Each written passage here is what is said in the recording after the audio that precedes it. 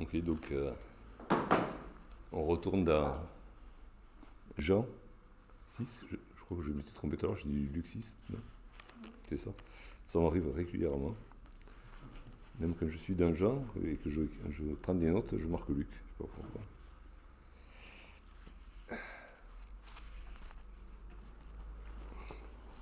Donc dans Jean 6, donc ce chapitre qui commence avec la multiplication des pains.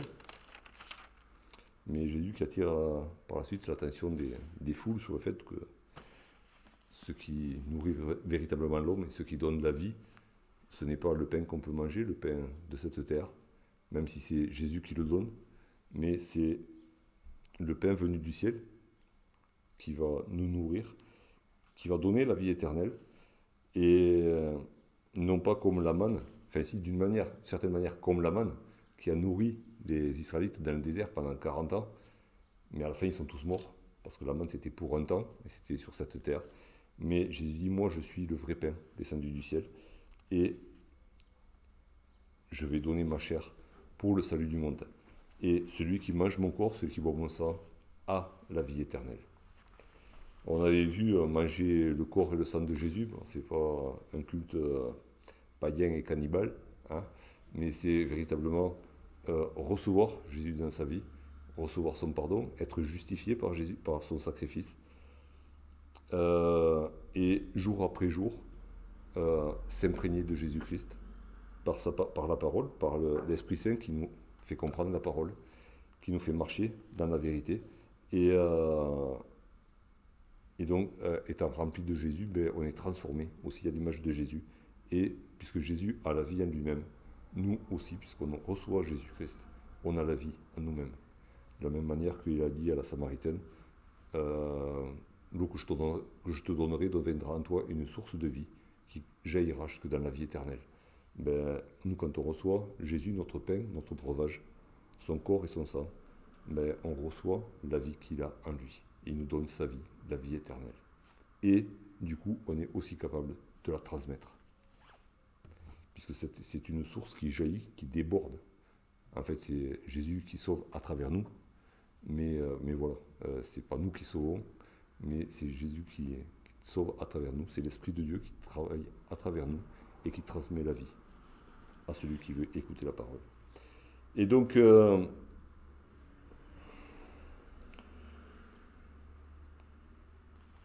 en est arrivé au verset 60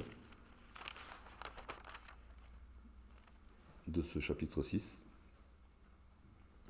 Plusieurs de ses disciples, après l'avoir entendu dire « Cette parole est dure, qui peut l'écouter ?» Jésus, sachant en lui-même que ses disciples murmuraient à ce sujet, leur dit « Cela vous scandalise-t-il ? Et si vous voyez le Fils de l'homme monter où il était auparavant ? C'est l'esprit qui vivifie, la chair ne sert à rien. Les paroles que je vous ai dites sont esprit et vie. Mais il en est parmi vous quelques-uns qui ne croient point. Car Jésus savait dès le commencement qui étaient ceux qui ne croyaient point et qui était celui qui le livrerait. Et il ajouta, c'est pourquoi je vous ai dit que nul ne peut venir à moi si cela ne lui a été donné par le Père. Dès ce moment, plusieurs de ses disciples se retirèrent et n'allèrent plus avec lui. Jésus donc dit aux 12, « Et vous, ne voulez-vous pas aussi vous en aller ?» Simon-Pierre lui répondit, « Seigneur, à qui irions-nous ? Tu as les paroles de la vie éternelle. Et nous avons cru, et nous avons connu que tu es le Christ, le Saint de Dieu. » Jésus leur répondit, « N'est-ce pas moi qui vous ai choisi, vous, les 12 ? Et l'un de vous est un démon. » Il parlait de Judas Iscariote, fils de Simon, car c'était lui qui devait le livrer, lui, l'un des 12.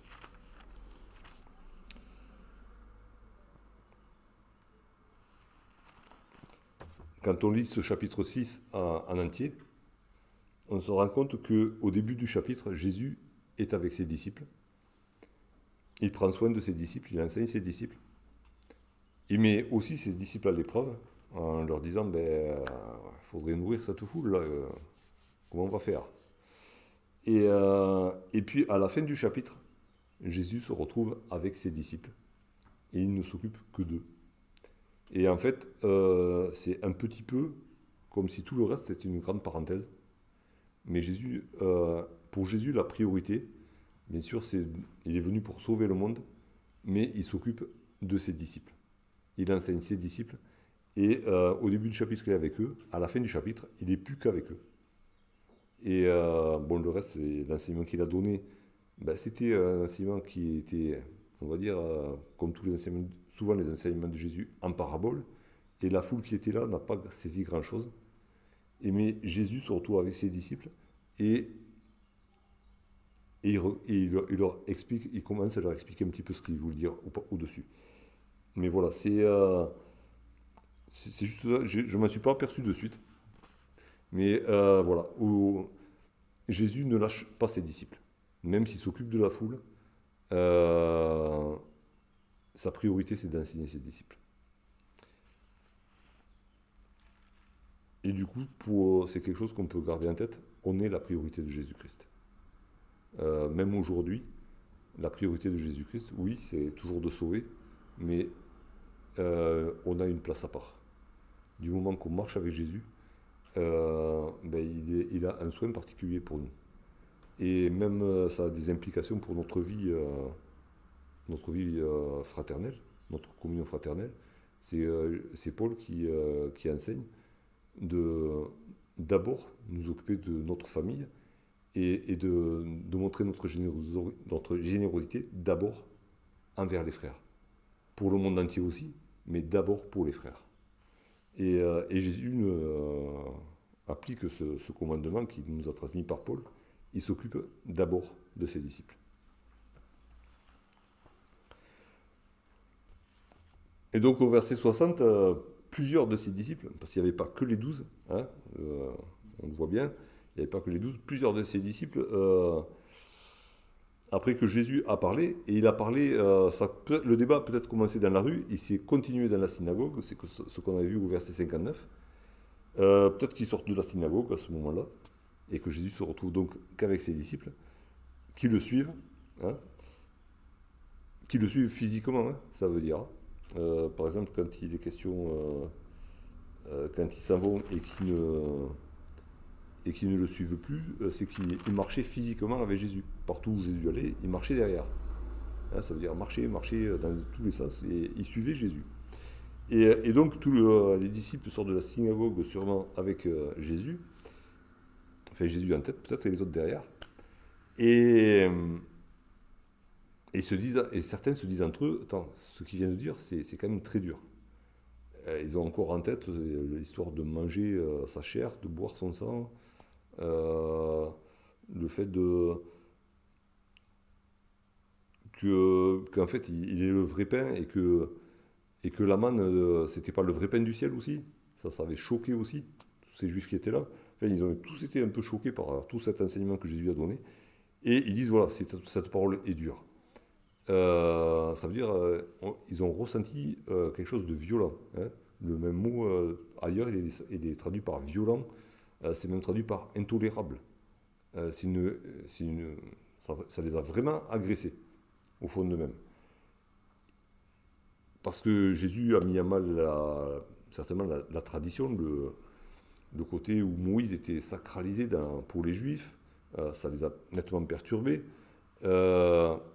Jésus a affirmé qu'il était le Fils de Dieu. Et tous ses disciples n'avaient certainement pas, n'en étaient pas à croire que Jésus-Christ était réellement le Fils de Dieu. Hein. Et justement, quand Pierre se démarque à la fin, il le dit, tu es le Saint de Dieu. Hein. Nous avons cru, nous avons connu. C'est-à-dire que les autres, hein, ils n'ont pas cru. Hein, par opposition. Donc, dans les disciples qui suivaient Jésus, dans ces hommes qui suivaient Jésus, physiquement, ben, il y en avait qui n'adhéraient pas vraiment à son enseignement, quoi. Il le suivait pour ses miracles, il le suivait parce que c'était quelqu'un de sympathique, parce qu'il les attirait, il y avait une certaine attirance, mais la personne même de Jésus, qui il était vraiment, ils n'y croyaient pas vraiment. Et tout ça, ça les a choqués. Tout ça, ça les a choqués. Ils ont trouvé cette parole très dure, violente, voire intolérable pour eux. Jésus, sachant en lui-même que ses disciples murmuraient à ce sujet, leur dit, cela vous scandalise-t-il? Et Jésus, sachant en lui-même, Jésus n'était pas forcément à côté de ces personnes qui étaient en train de discuter, mais il n'avait pas besoin d'être à côté pour savoir ce qu'ils pensaient. Il le savait, c'est pas entré par ses oreilles, c'est par l'esprit, il connaissait les pensées de chacun, comme il connaît les pensées de chacun aujourd'hui aussi. Et il n'avait pas besoin que quelqu'un vienne lui dire, ah oui, il y a un tel qui est en train de dire machin à ce sujet-là. Non. Jésus le savait, il avait cette connaissance à lui-même. Et c'est quelque chose qu'on avait déjà vu dans le 2e chapitre, à la fin du 2e chapitre. Quand il est à Jérusalem, il fait des miracles, enfin, il fait le ménage dans le temple, il fait des miracles aussi. Et du coup, il y en a plusieurs qui croient au nom de Jésus, en voyant les miracles. Et verset 24 du chapitre 2, « Mais Jésus ne se fiait point à eux, parce qu'il les connaissait tous, et parce qu'il n'avait pas besoin qu'on lui rende témoignage d'aucun homme, car il savait lui-même ce qui était dans l'homme. » Donc Jean remet l'accent là-dessus. Jésus savait exactement qui était chaque personne en face de lui, ou derrière lui, parce que pour le coup ça va discuter derrière. Il connaissait chaque personne, il savait exactement ce que chaque personne avait dans le cœur. C'est aussi valable aujourd'hui. Jésus nous connaît tous, et il sait exactement ce qu'on a dans le cœur. Il sait exactement quelle est notre relation avec lui, ou quelle n'est pas notre relation avec lui. Mais Jésus le sait, et il n'a pas besoin que quelqu'un d'autre aille lui parler et lui rapporter les choses. Il le sait. Et encore, c'est un trait qui nous montre la divinité de Jésus. Hein. Tout est nu et découvert aux yeux de celui à qui nous avons à rendre compte. Ça s'applique au Père, ça s'applique au Fils. On ne peut rien cacher à Dieu, on ne peut rien cacher au Père ni au Fils. Ni au Saint-Esprit d'ailleurs. Hein. C'est Ananias et Saphira qui apprendront la dure leçon. Non, on ne peut pas cacher quoi que ce soit à Dieu. Et donc Jésus a su tout de suite en lui-même ce qui se passait dans son dos. Et encore une fois, ses disciples, et c'est dommage, ils font exactement la même chose que les Juifs au-dessus, ils murmurent. C'est-à-dire qu'ils se mettent entre eux, du coup Jésus est exclu de la discussion, et ils discutent entre eux. Au lieu d'aller vers Jésus, et de lui dire, écoute Jésus, il y a ce que tu as dit là, frère, ça nous heurte, ça nous choque, ils discutent entre eux. Et ils se disent, la parole de Jésus, elle est trop dure pour nous. Est-ce que la parole de Jésus est dure? Non, Jésus est amour. Jésus est venu révéler le Père, Jésus est venu révéler la grâce et la vérité. C'est ce qu'il fait dans Jean 1. Certaines fois, il est dur quand il le faut. Mais c'était pas son propos d'être dur. Et il les a secoués pour qu'ils se positionnent.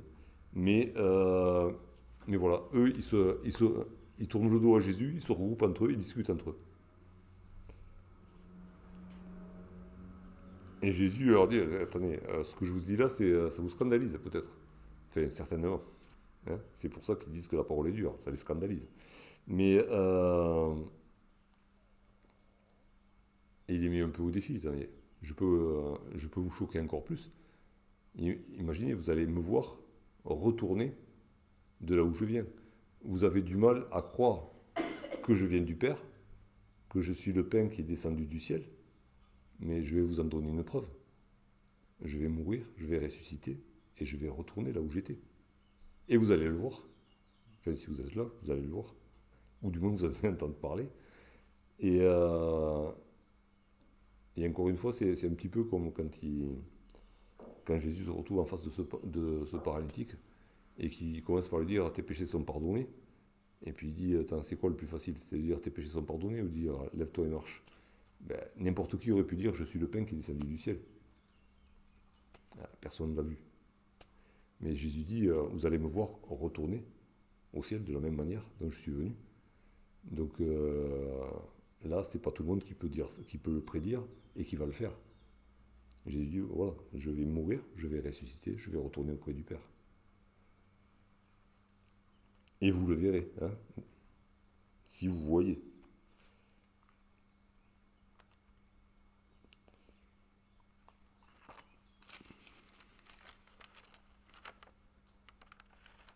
Et en même temps, le fait qu'ils disent vous me verrez retourner où j'étais auparavant, c'est aussi, il présente une preuve du fait qu'il a été envoyé par Dieu. Et, et c'est ce que dit Paul à l'aréopage, quand il dit Dieu jugera tous les hommes par l'homme qu'il a choisi. Et il a prouvé que c'était cet homme-là en le ressuscitant des morts. Donc c'est des versets qu'on peut mettre en parallèle. Et voilà, c'est en même temps qu'il leur dit je peux faire encore plus que ce que je dis.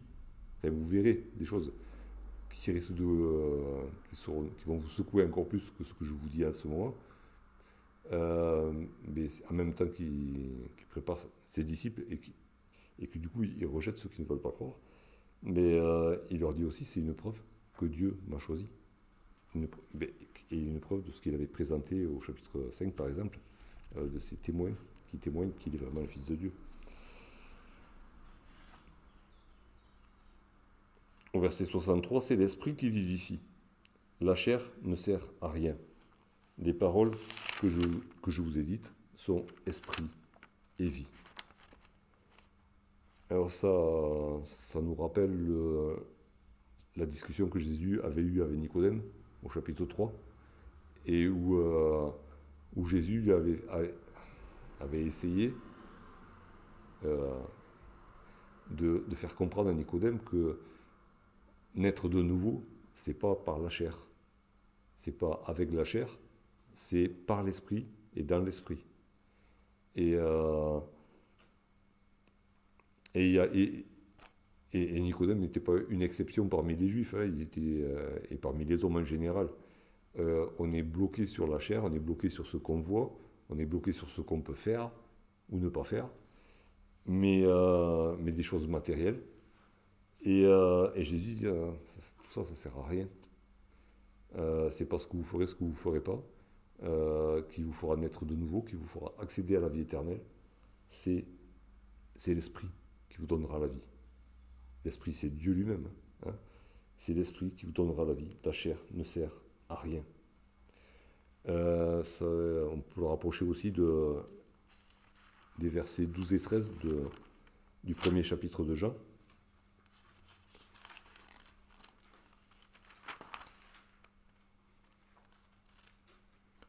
Mais à tous ceux qui l'ont reçu, à ceux qui croient en son nom, elle a donné le pouvoir de devenir enfants de Dieu, lequel sont nés non du sang, ni de la volonté de la chair, ni de la volonté de l'homme, mais de Dieu. Donc dans le chapitre 1er, c'est la nouvelle naissance, c'est par Dieu et non pas par la chair. Jésus avait déjà parlé à Nicodème que c'était l'esprit qui donne la vie. Et là, encore une fois, Jésus dit à ses disciples, c'est par l'esprit que vous recevrez la vie éternelle. Et non pas par des rites, non pas par des traditions, non pas par des commandements d'hommes, non pas par une volonté d'homme, mais par l'esprit. Et du coup, les paroles que je vous ai dites sont esprit et vie. Et là, du coup, ça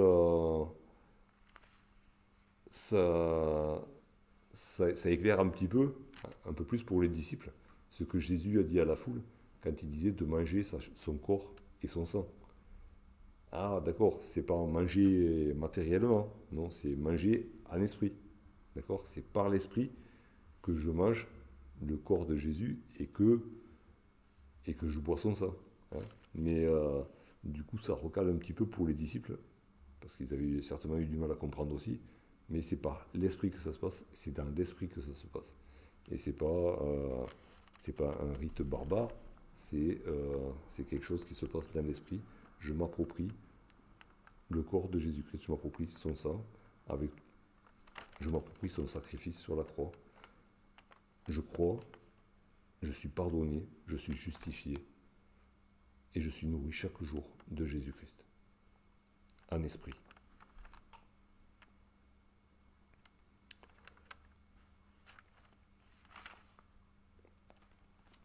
Début du verset 64. Mais il y en a parmi vous quelques-uns qui ne croient point.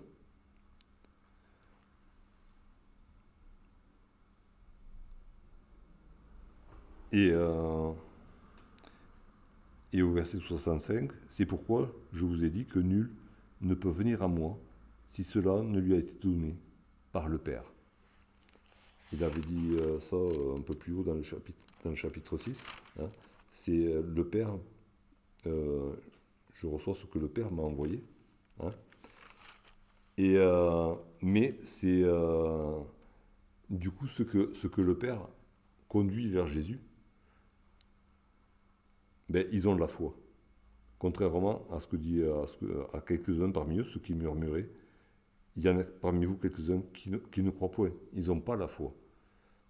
Et du coup, à quoi est-ce qu'on reconnaît un vrai disciple de Jésus-Christ, d'un faux disciple de Jésus-Christ? Entre autres, c'est parce qu'il y a la foi. Sinon, c'est quelqu'un qui passe par là, qui se plaît bien dans l'assemblée, parce qu'il se passe des choses sympathiques, parce qu'il entend des paroles qui lui font du bien, parce que plein de raisons peut-être, mais il n'y a pas la foi. Il n'y a pas une foi enracinée en Jésus-Christ. Il ne croit pas, comme il a été écrit plus haut, au Fils, il y a celui qui l'a envoyé. Il y a une certaine sympathie pour les choses que dit Jésus, mais il n'y a pas la foi. Et du coup, voilà. Alors du coup, comme c'est le Père qui envoie, qui conduit certaines personnes vers Jésus, enfin qui conduit les hommes vers Jésus, et que ceux qui se deviennent ses disciples, c'est ceux qui ont de la foi, ben en fait, si on fait une équation à deux inconnus, ou à trois inconnus, en fait, c'est Dieu qui donne la foi. Si c'est Dieu qui conduit à Jésus, si ceux qui vont à Jésus ont de la foi, ben c'est que Dieu donne la foi. La foi, elle vient de Dieu. C'est nous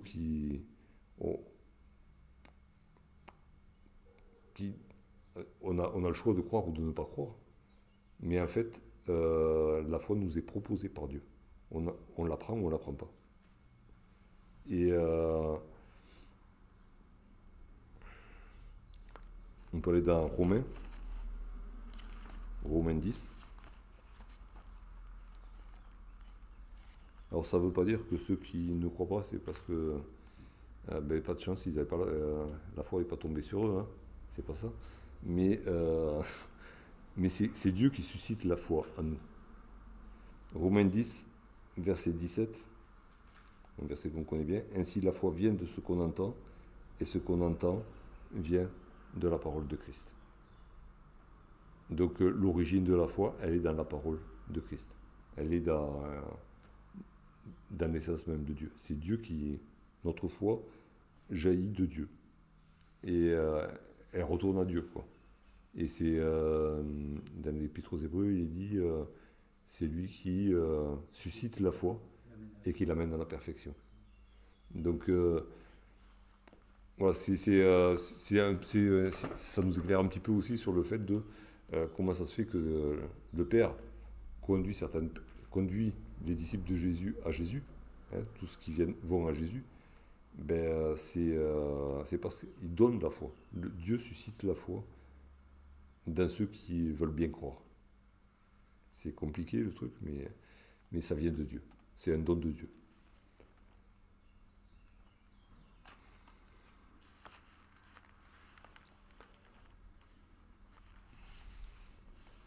Du coup, j'ai sauté un truc. Donc on avait vu la deuxième partie du verset 64, c'est Jésus savait dès le commencement tous ceux qui ne croyaient point à lui et qui était celui qui le livrerait. C'est ce on peut le rapprocher du fait que Jésus savait en lui-même ce que les autres murmuraient. À aucun moment, Jésus n'a été ignorant des agissements et des pensées de ceux qui l'entouraient. Jésus a toujours su qui étaient ceux qui y croyaient, qui étaient ceux qui faisaient semblant de croire, qui était celui qui allait le trahir. Et malgré cela, il les a toujours nourris, tous. Il a pris soin de chacun d'eux. Il les a sauvés de la tempête. Il les a invités pour le dernier souper. Ils étaient là. Il a même donné une part spéciale au traître. Hein. C'est lui qui lui a saucé son pain. Tout. Il a donné le meilleur de lui-même à chacun, même s'il savait ce que chacun était au fond de lui-même. Il savait que Pierre allait le renier aussi. C'est quand même intéressant parce que Jean aurait pu le dire. Jean aurait pu le dire puisque c'est Jean qui rapporte le reniement de Pierre. Mais Jean rapporte aussi le relèvement de Pierre. Donc du coup, le reniement de Pierre n'a rien à faire là. Jésus le savait, Jean, quand il écrit l'évangile, était bien placé pour le savoir, mais Jean n'en parle pas. Et ça nous montre aussi la grâce de Dieu. Du moment que Pierre s'est repenti, le péché est effacé. Et ça a beau se passer plusieurs chapitres avant le reniement, c'est pas signalé. Et pourtant Jésus le savait, puisque Jésus le dira à Pierre. Donc, Jésus le savait, Jean le savait, mais Jean ne l'a pas dit. Je pense que ça nous montre bien la grâce de Dieu. Le péché est pardonné, et du coup, dans le récit, on n'en parle pas. Dans le récit avant, qui nous montre que Jésus savait toutes choses, mais non, il n'est pas question du reniement.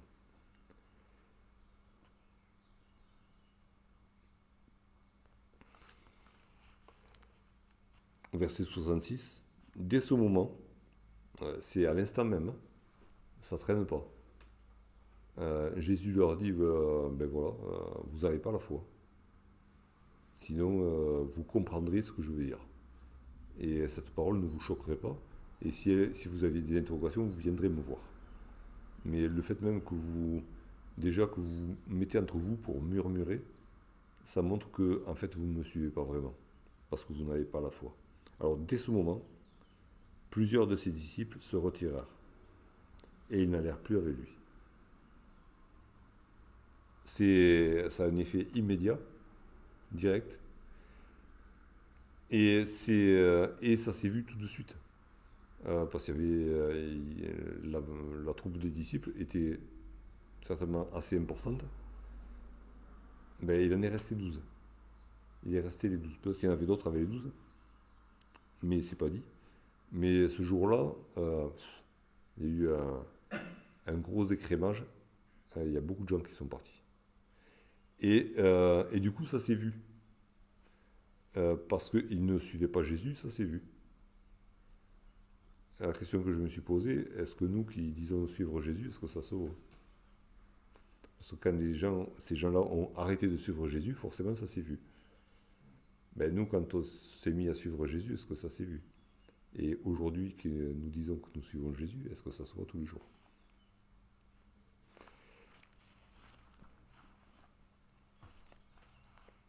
Au verset 67, Jésus donc dit aux disciples, « Et vous, ne voulez-vous pas aussi vous en aller ?» Attends, ils sont tous partis les autres là. Ils sont retournés à leurs affaires. C'était pas des mauvaises gens, hein, certainement. Ils n'étaient pas pires que les autres, hein, parce que même ils faisaient des choses bien. Et Jésus donne encore le choix à ses disciples. Si vous voulez, vous pouvez partir. Je ne vous retiens pas. Jésus n'est pas là pour faire des adeptes, pour créer un grand parti. Il donne toujours le choix. Tu veux me suivre? même s'il dit suis-moi à plusieurs, bah, la personne elle a suivi parce qu'elle a bien voulu, hein. Mais, euh, mais elle avait le choix de rester là où elle était. Mathieu aurait pu rester à son bureau de péage. C'est pas parce que Jésus passe et lui dit suis-moi qu'il était obligé de Jésus l'a pas attrapé, il n'a pas mis des menottes et tu viens avec moi, hein. Jésus donne le choix aux 12. Vous avez il est encore temps pour vous de partir et de faire votre vie.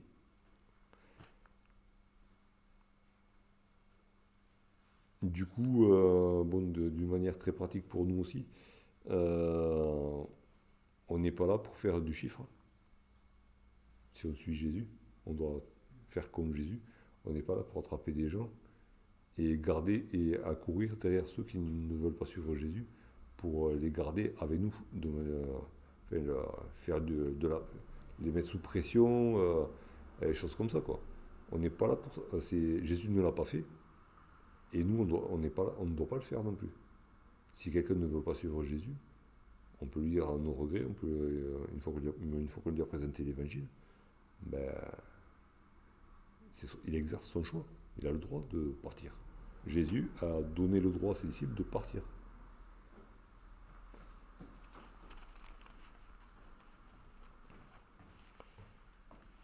Verset 68, Simon-Pierre lui répondit, Seigneur, à qui irions-nous? Tu as les paroles de la vie éternelle. Alors déjà, à qui irions-nous? Il y a quelque chose qu'il avait compris, Pierre, c'est que dans la vie, on suit toujours quelqu'un. Et Jésus l'a dit d'une autre manière, on est esclave de celui qui a triomphé de nous.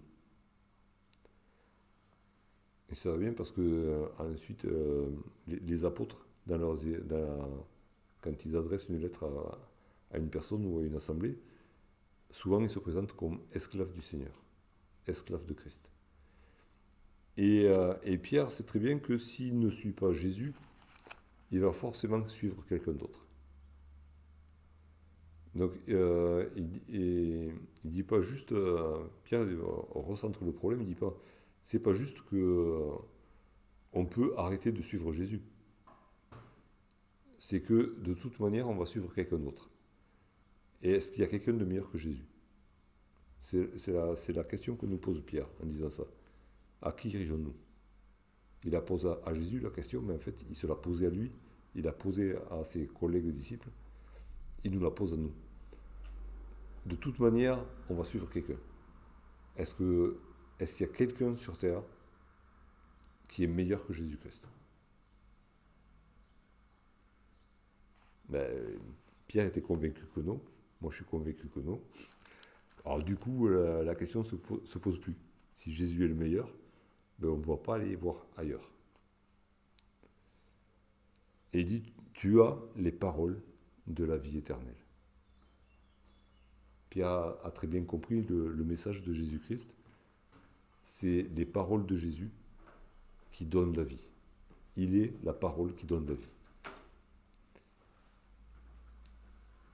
Et il continue, et nous avons cru et nous avons connu que tu es le Christ, le Saint de Dieu. Et c'est intéressant parce qu'il ne dit pas nous avons connu et nous avons cru. Nous avons cru.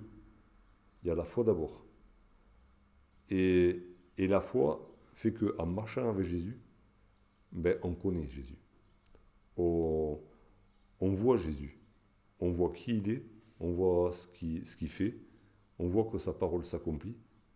Et du coup, ça conforte notre foi. Mais ça commence par la foi. Nous avons cru. Et ils avaient commencé par croire ce que Jean leur avait dit. Voici l'agneau de Dieu qui ôte le péché du monde. Pierre avait connu Jésus par son frère André, je crois. Il lui avait dit, viens, j'ai trouvé le Christ, me semble-t-il. Mais à la fin, il croit parce que c'est Jésus qui a parlé. Hein, c'est comme les Samaritains qui avaient cru par la parole de la femme qui était allée au puits. Mais à la fin, ils disent à Jésus, c'est vrai qu'on est venu à toi par cette femme, mais maintenant on croit, non pas à cause de ce qu'elle a dit, mais à cause de ce que tu nous as dit, toi. Et Pierre en est arrivé là aussi. Il a fait ce chemin-là, il a été conduit à Jésus,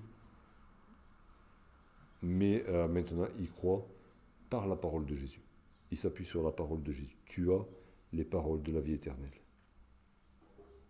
Et nous savons, moi je sais, et les autres avec moi, ils le savent aussi, tu es le Christ, le Saint de Dieu.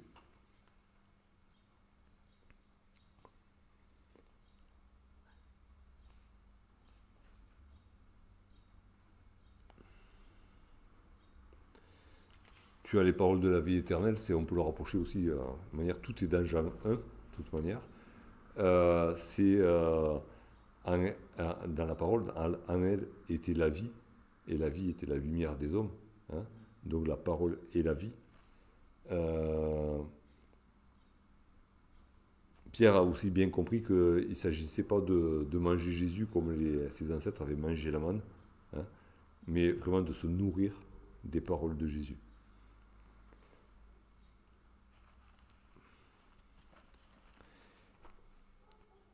Et donc, voilà, il dit, tout à l'heure, là, juste au-dessus, au verset 64, tu as dit à ceux qui étaient partis qu'ils n'avaient pas la foi, mais nous, et moi en particulier, j'ai la foi. Nous avons cru. J'ai cru que tu es le Christ, le Fils de Dieu.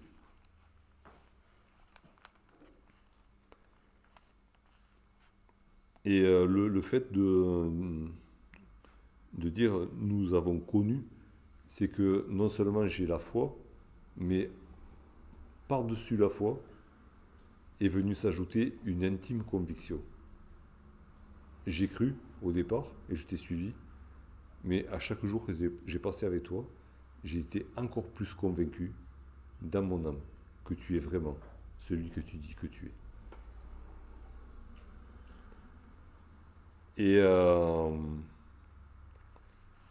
Et ces paroles de Pierre nous sont rapportées aussi ailleurs, dans Matthieu 16.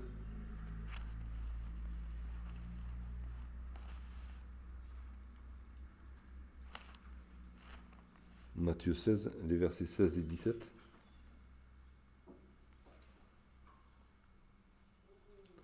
Simon-Pierre répondit, « Tu es le Christ, le Fils du Dieu vivant. » Jésus, reprenant la parole, lui dit, « Tu es heureux, Simon, fils de Jonas, car ce ne sont pas la chair et le sang qui t'ont révélé cela, mais c'est mon Père qui est dans les cieux. » Et quand on met les deux textes en parallèle, Matthieu 16 et Jean 6, on voit si Pierre a eu cette connaissance de Jésus, si Pierre est venu à Jésus, ce n'est pas par la volonté de la chair, ce n'est pas par le sang, par son sang bouillant de bon juif, mais c'est parce que c'est le Père qui l'a conduit à Jésus. Et c'est exactement ce que Jésus venait de dire au-dessus. C'est le Père qui vous a conduit vers moi. Il conduit vers moi tous ceux qui deviennent mes disciples.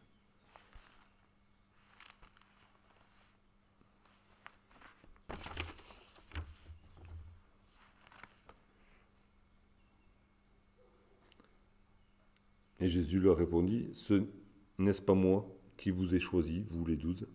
Et c'est la réalité des choses. Hein, c'est Jésus qui a choisi ses disciples.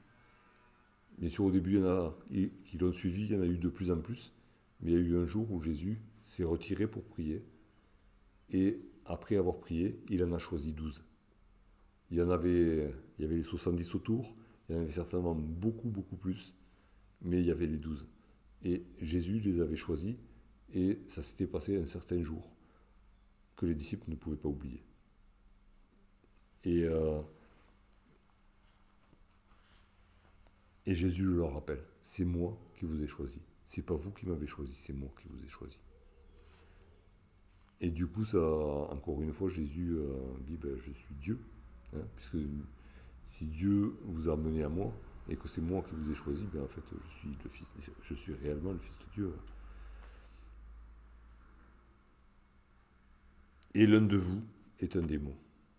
Je vous ai choisi pourtant parmi vous, il y en a un qui qui est à Satan. Et il parle on sait bien qu'il parle de Judas, qui le livrera, lui, l'un des 12. À qui Jésus avait accordé la confiance, c'est lui qui tenait la caisse de la maison.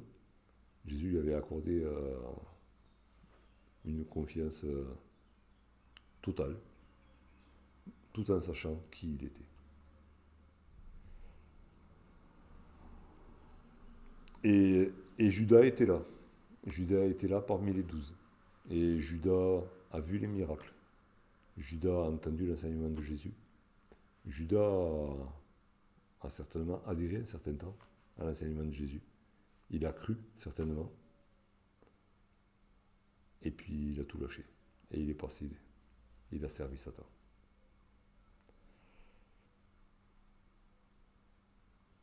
On connaît aussi ce passage dans l'épître de Jacques qui nous dit que les démons aussi croient et ils tremblent. Et les autres disciples y croyaient. Ils ont renié Jésus. Ils se sont éloignés de Jésus quand Jésus a été fait prisonnier. Quand Jésus a été crucifié, il y avait Jean qui était là, les autres étaient partis. Mais ils sont revenus à Jésus. Ils n'ont pas... Ils se sont repentis. La repentance de Pierre est liée. Certainement les autres aussi se sont repentis. Mais jamais ils ne sont allés servir Satan.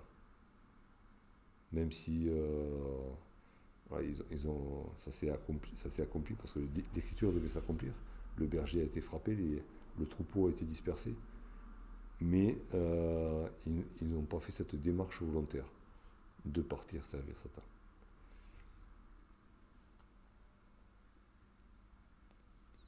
Donc c'est quelque chose de douloureux qu'on peut vivre aussi dans une assemblée. Quelqu'un qui a fait du chemin avec nous, un certain bout de chemin, et puis qui s'en va, et qui passe, il part à l'adversaire. Mais Jésus le sait. Nous, on ne le sait pas forcément. À certaines occasions, le péché peut être révélé, mais des fois pas. Jésus le sait. Et Jésus est notre bon berger. Alors si Jésus le sait et qu'il est notre bon berger, ben on se confie dans notre bon berger. Et puis c'est dommage pour la personne en question. C'est dommage parce que quand on sert le destructeur, on est détruit. Et Judas sera détruit. Mais Jésus le savait et Jésus l'aimait. Et Jésus ne l'a pas rejeté. Ça nous enseigne ce qu'on a à faire. Mais c'est certainement peut-être une des choses les plus dures à faire, de continuer à aimer quelqu'un qui a trahi. Mais voilà, donc et c'est bon, le chapitre se termine sur cette note-là. Mais en même temps, ça peut sembler très négatif, mais en même temps, ça nous montre jusqu'où va l'amour de Dieu, jusqu'où est allé l'amour de Jésus, pour garder près de lui, pendant toutes ces années, quelqu'un qu'il connaissait, quelqu'un qui peut-être à ce moment-là avait des élans de foi envers Jésus, qui peut-être que c'était que de l'apparence, on ne sait pas, quelqu'un qui se posait des questions, certainement, mais Jésus l'a gardé avec lui, sachant qu'il allait le trahir à la fin. C'est mystérieux, mais c'est un mystère d'amour aussi.